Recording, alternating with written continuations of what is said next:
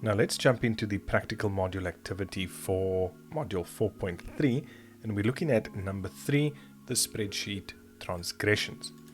So they say to us that the transgressions of grade 11 learners are stored in columns F to J, so F to J, in sheet 1 as one letter abbreviations, and there we can see them, L, B, H, W. The meanings of the abbreviations are stored in sheet 2. So there we go.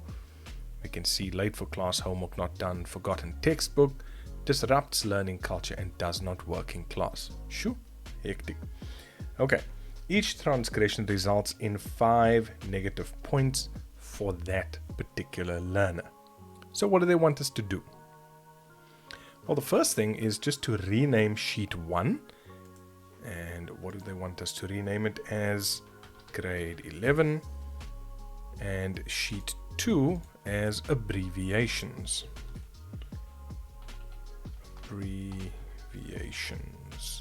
Okay, now they want me to work specifically in the grade 11 worksheet. The first thing they're saying to me is calculate in column K, so let's go to column K, the total number of negative points for each learner.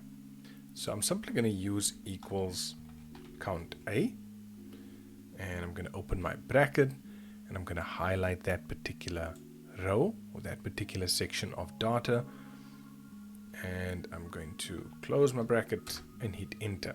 Now, is 2 valid? Yes, it is, because there's one transgression and there's another one.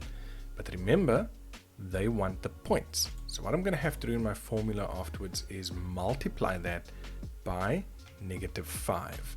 So for each point that has been accumulated, each transgression, it's going to multiply that by -5. And there, -5 and -5 gives me -10. I'm just going to do autofill. And there are all my points.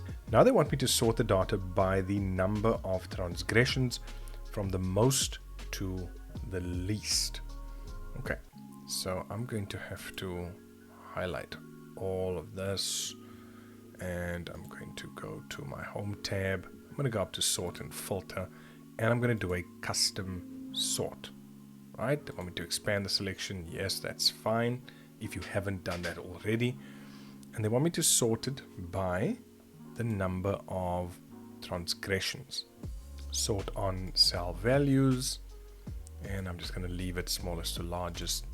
Click OK, and there we can see it's now sorted that entire table.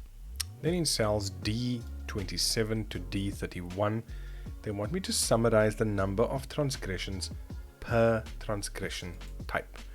So what do you think I'm going to use here? I'm going to move with a count if.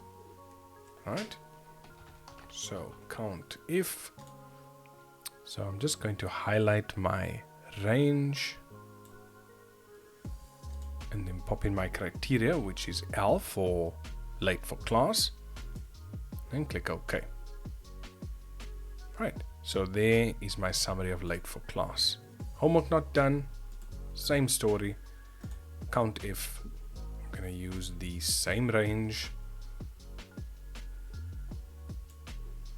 and this time is going to be homework not done, so that's an H. Let me just fix this range over here. There we go, and click OK, and there's my answer. Right, and there we're all done with that.